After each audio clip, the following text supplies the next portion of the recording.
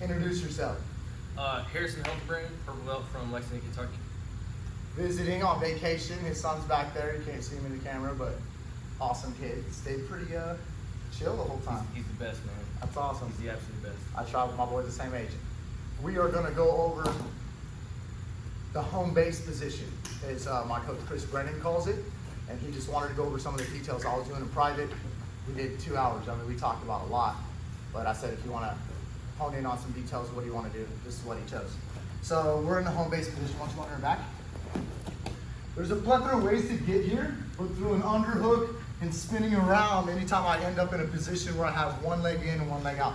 Like if I'm in a regular armbar position, like this, and I have one leg in and one leg out, but with the shin, not with the leg across. Okay, I can do more things with my shin being like this. And what the details were in this position were about lifting this elbow.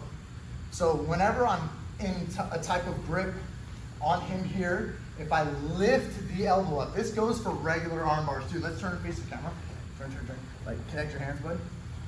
If I'm in a regular arm bar position, I'm just leaving my legs open so you guys can see, and I lift him up, this is gonna make his shoulder come high up off the ground. It makes it harder for him to spin out, makes it harder for him to stack and do defenses and limp arm out, those kinds of things.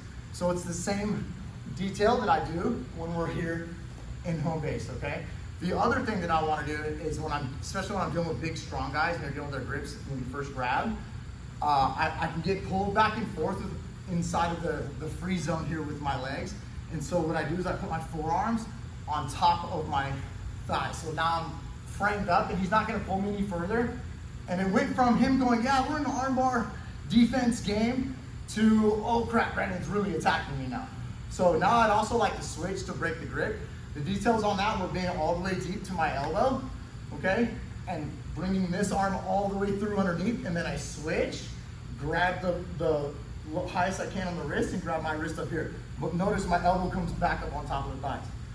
So I'm gonna kick out, a little bit of an outward kick like this. Can't see it so much when he's flexed real tight. And this side's gonna open a little as I punch this grip free. Super strong, like Barada Plata, painful shoulder feel, so be careful. But on the count of 3, I'll break his grip. 1, 2, 3, pop, and I break his grip like this. I keep the tension.